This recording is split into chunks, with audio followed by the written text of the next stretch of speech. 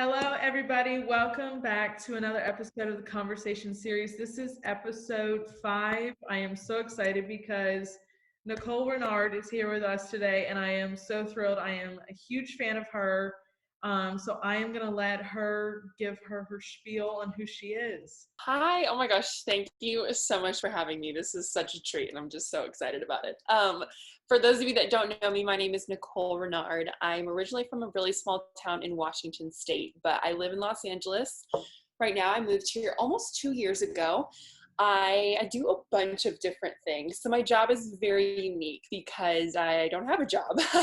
I'm a full-time freelancer, so I work for myself, which has its ups and downs. The best thing being that I have flexibility over my schedule. So one of the things I do is acting. So when auditions pop up or if I get booked for work, it's really usually easy for me to kind of rearrange my schedule because I don't have a job I'm tied down to. But my survival job, or as they say in the industry, is photography. I've had a photography business for over 11 years, and that has been a passion of mine for a really long time. But more recently, I have dipped into the content creator space, and a significant amount of my income comes from creating content for brands. So sometimes it's brands that want me to post on my Instagram or TikTok or YouTube channel, or they just want me to create content for their social channels. So I run a few different YouTube channels, including my own, and I also create videos, campaigns, and photography for other companies. That is so we have to dive into your YouTube channel because it is like food heaven. If someone had ever you have 11.5K subscribers, which congratulations on that. That is like outstanding and insane. Thank you. But it is food heaven. Like you post these different recipes and so many fun things that it's Oh my like God. watching it makes me hungry 24/7. Like I am watching it. You've been doing YouTube for you've had your channel for 10 years too. Is there a certain where do you want to take your channel? Is there certain things that you plan for your channel? Oh, I mean, yes and no. It's funny because I've had my channel for forever, but people didn't start watching my videos until like a couple months ago. And it's very interesting the way that works. And I'm honestly thankful that now it's starting to grow and not before, because I didn't know what I was doing. I used to be so frustrated creating all these videos, and I'm spending so much time editing and filming and like pouring my heart and soul into these videos, and then they flop and nobody watches them. And I got to a point where I was like, is this worth it? Not that I wasn't passionate about it, but it wasn't making me any money. It was discouraging me more than anything. And I had to put it on the back burner because I had other priorities. Right. So it never really was my main focus until actually right when I moved to LA. I bought a really expensive camera as a commitment to myself to take YouTube seriously. I was like, this is my chance. It's now or never. And if I don't actually give this a shot and see where it goes, who knows? So I bought this camera and I committed to posting once a week, and I started to learn so much and learn about YouTube, and things started to grow. But even then, I still wasn't very clear on what my channel was and what my purpose was until honestly quarantine. I was if you go in my channel and you look, as you scroll down a couple weeks, it's just kind of random videos. Like some are travel vlogs and some are how-to videos. A lot of them did revolve around food, but it wasn't until quarantine hit that I made the decision to stick with food. Because I just realized that is what I'm most passionate about. Obviously, there are other facets of my life and things that I do, and I think that's great. But for me, and where I'm going with my YouTube channel, it all points me in the direction of my life goals, and that's to host and produce a traveling cooking show around the world. And my thought process is to kind of reverse engineer that and think, okay, if that's the end goal, what comes before that and what step am I on now? Because if I can start creating that content on my own, on my YouTube channel, and then as it grows, just start expanding. And let's say I start in LA, I'm actually working on producing a series right now for YouTube that is like a behind the scenes of different restaurants in LA, where I go into the kitchen and cook with different chefs. And then hopefully as that grows, I'll start to travel to other states and then hopefully other countries. And so I'm pretty much doing what I want to do, but on my YouTube channel. So that all kind of got halted with COVID because I was planning on launching that show May 1st. We have 3 episodes filmed right now, but once everything opens back up, we're going to keep filming and hopefully launch it by the end of the year. So that's kind of where I'm at in that space. That is like everything you just said, like so totally just motivated me to like just get off my butt and just kind of like just go do it. So I love it. And hey, hashtag do stuff. That's my tagline. Right.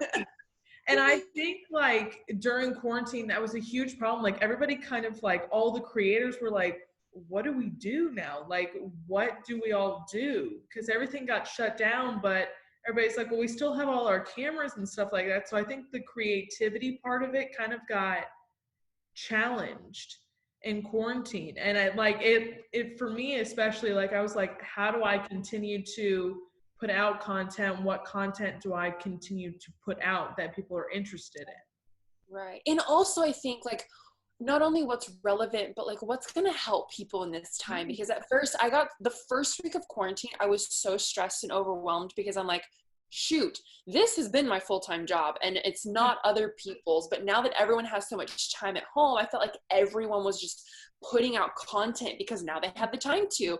And there was like an oversaturation of photos and videos and YouTube and all these things. And I'm like, my stuff's just going to get lost in the shuffle. What's the point of me creating? And I think more than anything, I was looking at this stuff and I'm like, this is just noise. Like, it's not helping me. It's not encouraging. It's just like a video to be a video. And so I think I had to like take a step back for a second and be like, okay, regardless of what everyone else is doing, what can I create that's fun for me, but also like adds value to people's lives, because it's a really stressful time and we don't just need a bunch of stuff that doesn't make any sense. Yeah, I totally completely agree with you. Like I'm kind of, if you go back and look at my videos, there's a gap of time in between like when I posted, when quarantine started, just because I was like, I had to take a step back and be like, what is the best possible plan for me to put content out that is actually going to make a difference in people's lives or actually say something to people. Mm-hmm. And that was like, it was such a hard thing for me to kind of wrap my head around. Right. Yeah, totally. I get that. It's just a weird time to be alive. And now that things are starting to open back up, I'm also trying to figure out how to gracefully transition back and pivot again. It's all about like, can you pivot when things change? And it's really eye-opening and was a wake-up call for me to just be ready at all times and be flexible, because I typically don't like change and I resist it by all means. But this was just such a good reminder that I need to be comfortable in the uncomfortable, because everything's going to change. Always. Okay, so you are so passionate about food. Do you consider yourself to be a foodie? Like, do you take on that title? 100%. Yeah, I mean, okay, so I guess I didn't say another big part of my business is I have a food and travel blog. It's called Nicole the Nomad, and it's kind of a combination of food, healthy recipes, but then also travel guides, travel itineraries, travel tips, all of those things. And so, pre-quarantine, I travel all the time. I mean, I'm usually not in one place longer for 2 or 3 weeks. And one of my favorite things to do when I go to new places is look up restaurants, because I'm not going to go to a new place and like hit up the Applebee's. Like, I want to explore. I want to go to the mom and pop shop. I want to go to the best bakery, the best coffee. And for me, it's just fun to experience new places and new menus and meet people. But it's funny because like my dad, for example, when we travel, he's like, if he wants a coffee, like, let's just go to the Starbucks. And I'm like, absolutely not. We can't just go to the Starbucks. Like, we're in Portland. They have amazing coffee here. So I'm definitely someone that cares about the experience, the aroma, and the food. Yeah. That's awesome. What got you hooked on food? Like, was there a specific thing or did you just grow up and you're like, food is like what I love?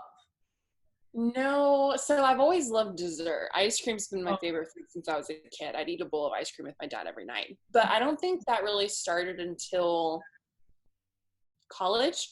I started baking my senior year of high school, and then I got hired as a pastry chef in college. So I worked in a commercial kitchen for 4 years doing desserts. And so that's kind of where that stuff started. But my junior year of college, I started traveling a lot. So I lived in New Zealand for 6 months, and I think it was there where I I was really exposed to a lot of different things I had never eaten before and seen. And I was just trying to step out of my comfort zone and not be scared to try those new things. And that just got me excited about other places around the world and going to different restaurants, because aside from like Burger King and a Starbucks, they didn't have anything, no restaurants that we have in America. So I was forced to go to new places. And so I think that's where all that started.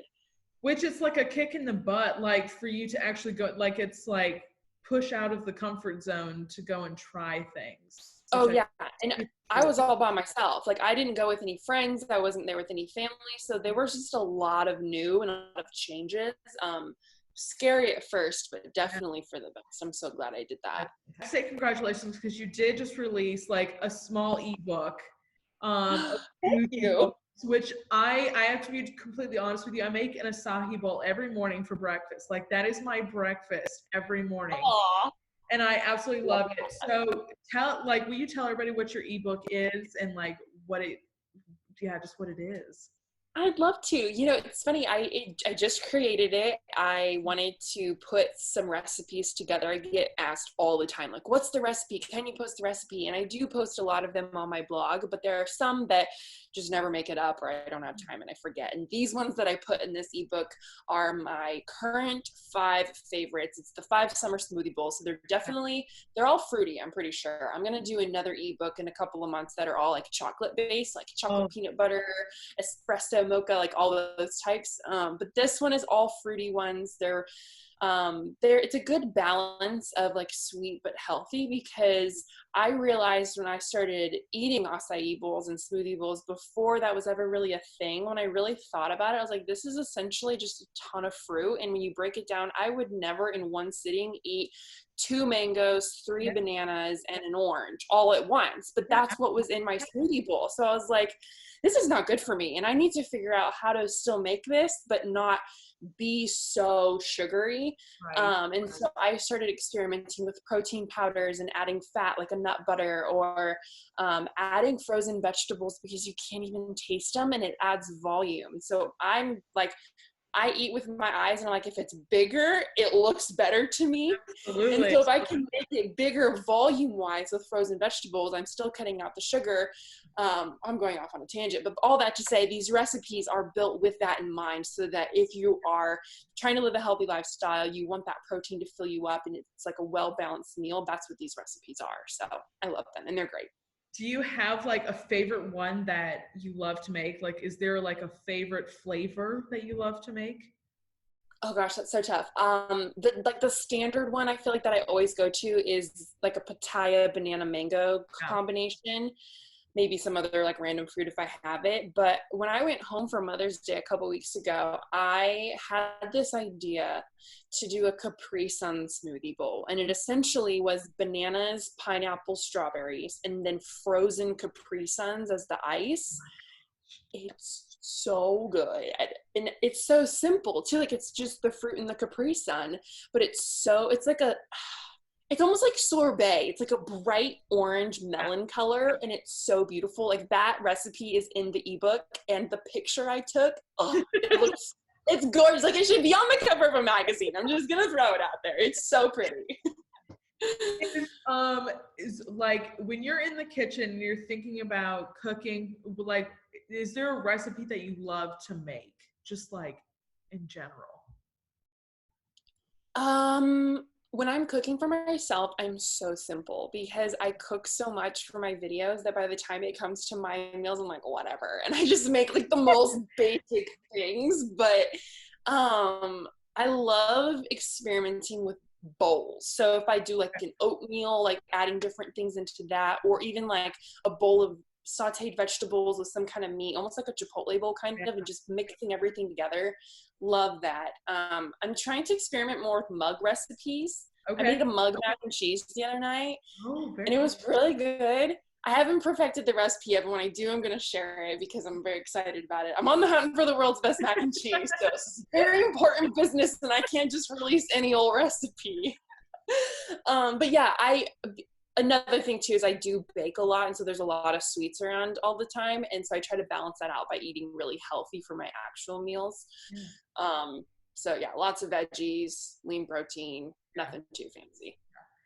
One thing I do love about you, like you are a Disney fanatic and you actually have made like some of the Disney foods. It makes my Disney heart so happy. Aw. Because I'm like, I want to make this now. I like the Mickey Mouse, the head, like I was like, oh my gosh, she did it. Yes, so I have an annual pass. I usually go to Disneyland once a week. I do a lot of photo shoots there actually, and it's my favorite place to be. Everybody knows that. I've been there like, I'm trying to think, close to 400, 500 times in the last 6 years. So it's a lot. But one of my favorite things there is the food. I always get an ice cream cone. I love the pretzels. And when the park closed, I was like, I want to feel like I'm at Disney, so I'm going to make these recipes. And then I threw them up on TikTok and people went nuts. And then I started finding little clips from videos, like the Disney movies that had the food in it. And I would play it at the beginning to show that that's what I was going to make. And everyone was like, "Wow!" So that we're doing like a Disney series right now. And I feel like I'm running out of Disney food. So if anyone watching this has any suggestions, holla at your girl, because comment them down below because I love seeing you make them because like I said, it makes my Disney heart so happy to be able to see them. I feel like I'm at the parks when I watch it, which is so awesome. That makes me so happy. People have commented, they're like, do you work at Disney? Or like, you should work there. I'm like, what if Disney sees this? Maybe they'll hire me. Yes. Give Nicole a brand deal of some sorts. Oh my gosh. I said I was going to do this at 500K, but it happened a lot quicker than I thought. Now we're at like 800K. So I think my 1 million like goal is going to be to make a giant Disney castle out of Rice Krispie treats. We're almost there. So I'm at 800K right now. I think in a couple weeks, maybe I'll hit 1 million and I'm going to make a giant Disney castle out of Rice Krispie treats for that. I am patiently waiting, and I need everybody to go follow Nicole so she can do this. So yes, we can all see this. That would be absolutely incredible to be at. Like, have you planned it out in some way, like that you know how you're going to do it? Well, that's why, so I mentioned that I would do it at 500K, and I was trying to think in my head, like, realistically, how am I going to pull this off? And I couldn't think of it fast enough, and all of a sudden we were at 600, 700, now 800. So it's been growing so fast, which is so cool. I'm very grateful. But I have 2 ideas. The first is to do it 2D. I was thinking like the beginning of the old movies where it's a blue screen and the castle pops up, and with that classic music, just to like get a blue card, like a blue poster board, and then lay it down on the ground and just build the castle on the blue, so when I stand it up it looks like the thing. Absolutely. Or actually make the castle like it looks at Disneyland and like stand it up on my countertop. I don't know. Both are gonna be hard, but I want to do it. But like I can't wait to see this now. Like I'm so excited to see this. So I know I've told so many people too that I have to do it. I just have to figure out how to make it work. You talked about travel. And I just want to ask you a few questions about this because like that is what your kind of brand is. You're a nomad, and that's what you call yourself. Do you have like a list in your head of places that you have gone? So yeah, New Zealand, Australia, Fiji, Israel, Mexico, Canada, Italy. I lived in Italy for a month. Scotland, England, Germany, Netherlands, Korea. Oh wow. Shanghai. I was in Shanghai for a layover, so I don't know if that counts, but I did go to the Disneyland there, so I'm definitely counting that. I've been to like 30-ish states, so not all 50, but that's on my bucket list. Very cool. Is there one? Oh, in Peru. I went to Peru too. Okay. Is there one that's like your absolute favorite, like that if you could go back right now, you would? Well, New Zealand will always hold such a special place in my heart because I lived there. But I also loved Italy, would love to go back there, and I love Australia. Okay. I was supposed to go, I was hosting a trip, actually my first retreat. I was hosting in Greece the first week of May, and it had to be postponed because of COVID. But where were you going in Greece? We were going to start in Athens and then go to Santorini and Mykonos. If anybody wants to travel with me, we're going to do it next May, so be on the lookout. Last summer, we did Paris, France, Athens, Greece, and Santorini, Greece, and it was like one of my God. favorite. It's, let me tell you, there's nothing to be able to describe. If I could go back, I would do Greece again. Like, it's absolutely incredible. I'm excited. I'm excited to go. It'll be great. Yeah. Okay, so I need your go-tos for your photography. Like, what are some of your go-to cameras and products that you use?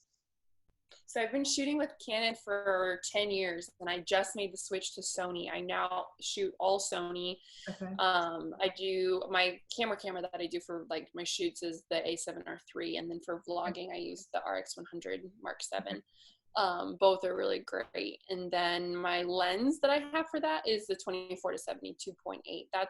I just like to use that because it's so versatile. It's a really good lens with a low aperture, but I can also zoom if I need to. So I've thought about getting a prime lens, but it's not first on my priority list right now because the one I have does what I need to do. Yeah.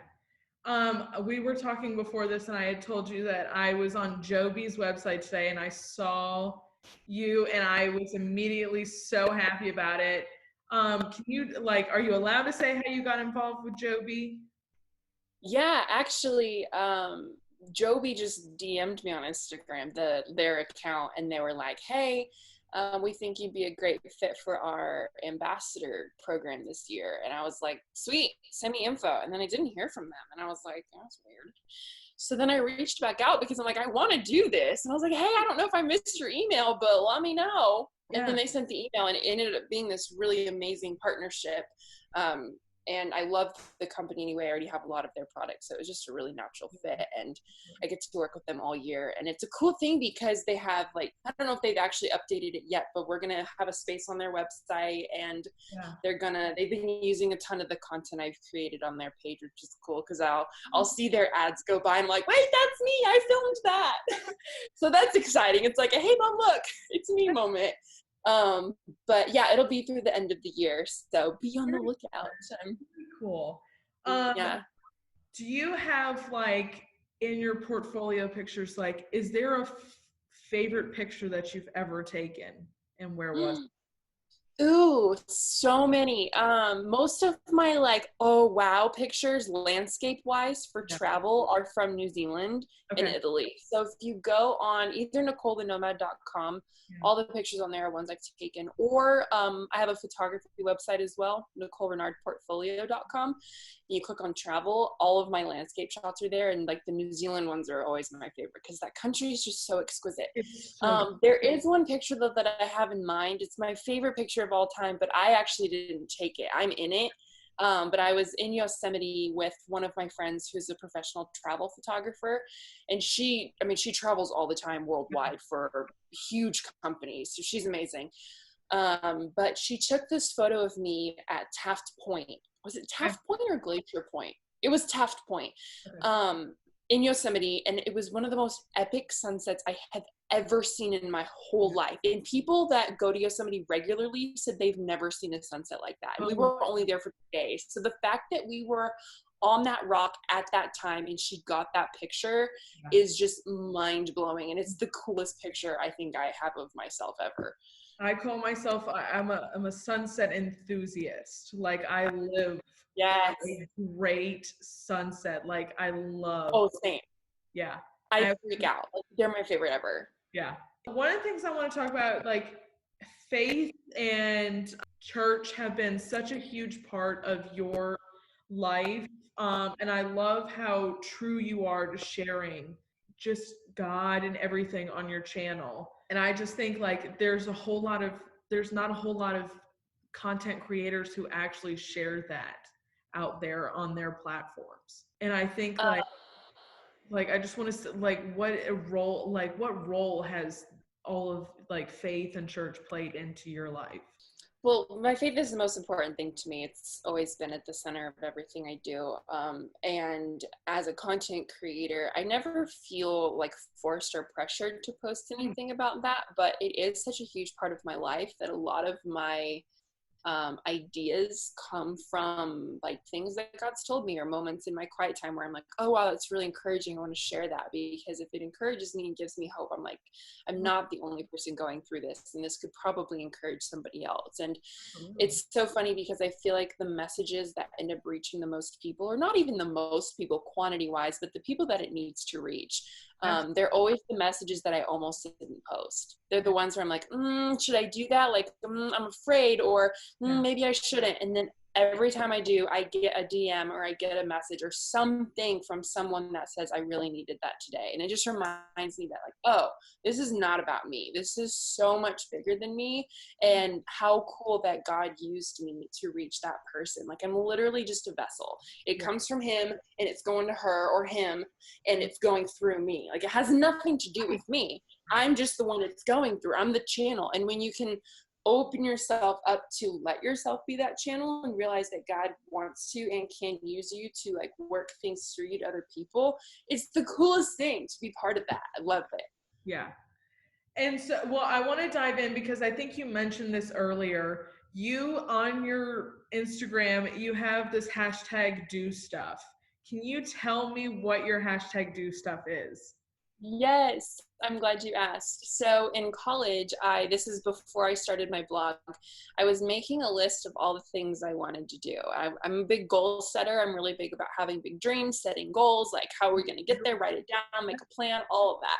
And so I had this journal and I would write down everything I wanted to do. It was like a college bucket list, and I'm writing down the craziest things. And then I realized that I was spending way more time making this list than actually doing the stuff. And I'm like, how lame is that, Nicole? Like, get up and do stuff. That's literally how it happened. And so at the time, I wasn't a very good writer, and I was in film school, and you have to be a good writer if you're going to like write for TV.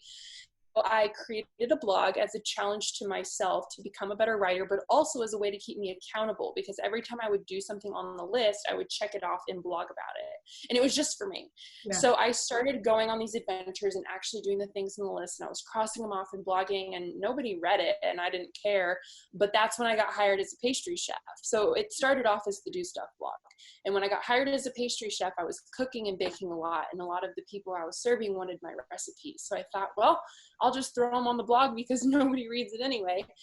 So then that's where the food stuff came in. And then that next year is when I moved to New Zealand, and I traveled to 9 countries that year. And I'm, as a photographer, I'm taking all these incredible photos around the world. And it occurred to me that, oh, like people probably want to see and know about this stuff, so I should put it in the blog. And then I changed the name to Nicole the Nomad, but kept the hashtag do stuff, because every time I was posting about these things and adventures I was going on, I would use the hashtag. And I noticed that my friends were starting to post when they would do something exciting, or when they would go on a trip or go on a new hike, and they would hashtag do stuff. And it was encouraging people to like be the type of person that when you say you're going to do something, do it. Don't just talk about it. Like, don't just talk about going on that epic road trip to Utah. Like, pack the car and go on the road trip. Like, I want to be that type of person that when I say something, you can count on me. I'm not just going to say it and forget. Like, I'm going to do it. I'm going to show up and like show up to life, because when you do, that's when amazing things happen. But I think so often it's just easy to sit on the couch and be like, oh, well, one day that'd be cool, and like dream up all these things, but nothing will happen unless you get up and do stuff. Absolutely. So that's what all that is. That is fantastic. And I love like that story, because I think so many people do, they make their bucket list, but then they get so caught up in other pieces of their life that they just don't go out and do it. Right. And I think another big part of that too is that I know I experienced this, is that I wasn't doing stuff because I was afraid. I felt like I wasn't ready. I'm like, oh, well, maybe in a little bit, but like, I need to like get myself together. I need to learn more. I need to be whatever. And the reality is I'm never going to be ready. And so no matter what it is, sure, you might not like summit the mountain on the first day, but like do something. Right. You don't have to do the big thing right now, but like just do something to get out there and put yourself, like take a step out in faith, Absolutely. So. Absolutely. I have to ask the kind of the basic question to you as to what you've been living in LA for 2 years. What life is like living in Los Angeles? It's crazy, man. I honestly, like, just to bring back the faith thing, I don't know how people do it without Jesus, because I love Jesus, and I'm still, like, sometimes it's still a struggle. So year one definitely slapped me in the face. It was a tough year, and I learned a lot, but I'm very thankful for everything that happened, because I'm much stronger and mature because of it.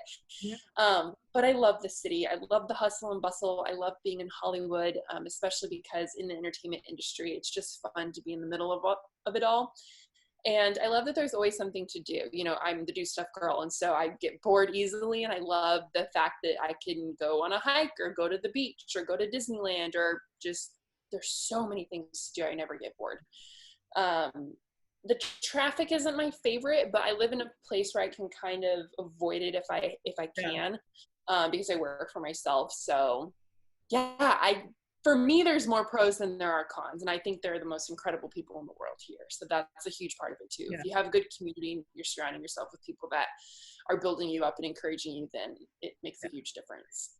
Everybody who I've talked to, or the few people that I've talked to that live in Los Angeles, they say that it is a grind. You grind to make your name out in Los Angeles. And I think that is what Los Angeles is. It's just a ton of people who are grinding to make their name in the world. Well, and it's tricky because there are a lot of people here, and 90% of them are in the entertainment industry, but unfortunately, a lot of people will do whatever it takes to get to the top, and they'll climb all over people and they'll step on you. So you have to be smart, but also, like, I don't feel like I have to do that. I know that I'm called to be different, and I approach things differently. But I'm also aware that there's always somebody working harder than me. Right. So I can sit back and not work hard and not work on that project, or not go do that audition, or not whatever, but somebody else is. And somebody else is staying up till midnight working on that script or whatever. And, like, I want the job. I want the one to get the email that says I booked it. So that always encourages me to be like, oh, you want to complain, Nicole? You want to not do it, Nicole? Like, come on. So I think there needs to be a healthy balance, because I also come from a background of, like, never giving myself a break and never stopping, because as the do stuff girl, I started to believe the lie that my worth and value come from what I do rather than who I am. And I just want to make that clear, that above all, I think it's more important to be stuff than it is to do stuff, because we are human beings, not human doings. But absolutely, also to know when you need to, like, kick it into gear and remember that, like, you're ultimately the one that decides what happens if you choose to do something or not. You know, there's a lot of things out of our control, but we have the opportunity to show up every day, and I want to do that. So absolutely.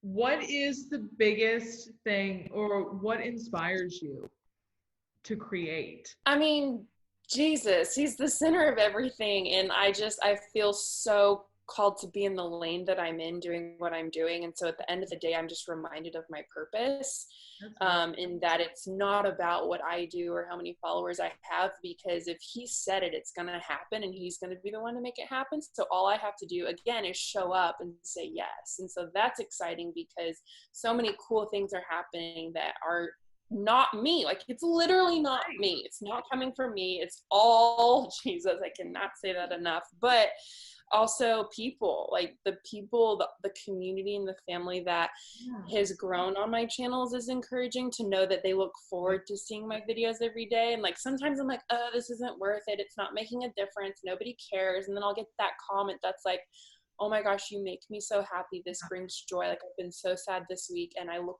forward to this. And I'm like, whoa, that's so cool. It is reaching people. It is making a difference. So people, I think, really encouraged me. And then also just knowing how much opportunity is out there. And you can do anything. Like, I can literally, with all the skills that I have and all these, like, things around me, I could go in any direction and make something incredible. Like, all of these opportunities and resources can be turned into something if I do something with them, you know? I agree. Like, people as a creator, like, people are so important in the following that you have. I love to kind of like how food is for you in a way. It's been like sports and hockey for me. So that is such a huge part of my life. And I love sharing that part with people, and I tell my stories through that. And I will get people who comment and be like, I was at this game and this was my first experience. And it kind of motivates you to be like, I'm helping other people tell their stories and how somehow or the other this has impacted their life. Totally. And I love that. I absolutely love that. Because I think like it's so important to tell your story, but it's important to hear other people's stories too, because it's totally. Because I don't think sometimes that people know that, like, tell your story. It's important to tell your story. And because like you said, somehow or the other, it might make a difference on somebody else's life out there, and you don't even know it. Totally. I love that. What's your biggest piece of advice that you would give to somebody trying to get into this crazy world of content creating or just creating in general? Ooh, there's so many things. I feel like it's a two-part answer for me. The first part is when you're just starting out, like when you're starting out from scratch and you kind of don't know what you want to do, give yourself the freedom to try everything. If you have multiple passions, if you have a lot of things you think would be cool, try them. Who cares? If you don't have a following, like, that's great, because you can try a bunch of stuff, and if it flops, nobody sees it. Like, you'd rather have something fail and fall flat on your face in front of 1,000 people than in front of 1,000,000 people. So, like, don't put so much pressure on yourself to make the next best thing as your first piece of content, because it probably won't be. But you can't make your 50th without making your first. So, like, make the first one. Hashtag do stuff. Just get out, do it, let it fail, know that it's going to fail, and be okay with that. And then be like, great, moving on. And then keep moving. And then I think as you start to get in the groove, you're going to learn so much and figure out like what you like and what's working and what's not. And then I think it's just so much easier when you try everything to have a clear vision of kind of what it looks like and where it can go. And that's when I suggest narrowing it down. Pick one or two things that you want to stick with and then go all in. Like, absolutely. That for me, I think I wish I would have gone all in with food a long time ago, because I didn't. I was trying to do photography, traveling, right, being an influencer, food, like all these things, and it was actually hurting me. So don't feel the pressure to do it right off the bat. Like, try a bunch of things and fail, and then when you decide what you want to do, then narrow it down and then go all in. And I think by then it will all make sense. Like, obviously you're still going to learn and grow through the whole journey, but by then you're going to have learned so much and kind of figured out what works for you, and it's going to be a lot less stressful. Yeah. I think like that is perfect advice to give to somebody, because I think everybody tries to be perfect straight off the bat, and that's just not what it is. Like, you have to figure out what your message is and what you want to put out to your subscribers and followers. Right. And also be able to pivot, be flexible, because if this year has taught us anything, it's that, one, you can't control what happens in the world and anything that's going to like we're in a global pandemic, but also the apps change, Instagram changes, TikTok changes, YouTube changes. And if you're not ready for those changes and you're not able to adapt your brand and what you want to do, you're going to die. Yeah. Your brand's, you're personally not going to die, but you know what I'm saying? Like, you have to be able to be aware of these changes, and like, when it happens, adjust and get over yourself, get over the fact that you wanted to post that video then, because it's not going to happen. Just pivot, move on. Well, I think that's the funniest thing too, because when the pandemic started, it immediately, like, there were so many people on Instagram. Instagram was kind of like the hit, and it immediately switched to TikTok. Like, TikTok has become one of the biggest social media platforms to post on. And I think, like, as creators, like, everybody's gone from, whoa, how do we now take what we were posting on Instagram and on other platforms and create it into this fun new way to share it with people on TikTok? Totally. Funny, because I was on TikTok before all that happened, and the app was very different back then. And I remember going through my For You page, and I was like, there is not a lot of good content on this app. And it was kind of exciting for me, because it was like, I know I'm confident in my ability to create content. And if I can be the person that's putting out these awesome videos, like there's a huge opportunity here. But then once the pandemic hit, everybody got on the app and it just, the whole thing changed. And there's so much more, there's more variety, more content, more types, more categories, which is really great. It's just different. So again, you have to be able to pivot. Yeah, absolutely. Absolutely. You kind of mentioned briefly, but will you just give us a rundown of stuff we should be looking coming from you soon? Like what, like just major projects and things that people should be on the lookout for? Ooh, well, hopefully before the end of the year, I'm going to launch that series on my YouTube channel called A Taste of Your World. And so definitely look out for that. Also hoping to release new Smoothie Bowl ebooks regularly. So there'll be new recipes every time, and it's like $1, $2 or something. So it's like really cheap, super great. But I think just in the near future, lots more Disney recipes, a lot more Smoothie Bowl recipes. And I'm hoping, don't know how this is going to work yet, still figuring it out, but I want to release merch. So like aprons, cooking things, cookbooks, that kind of stuff. So yeah, be on the lookout. I'm super excited. Can't wait.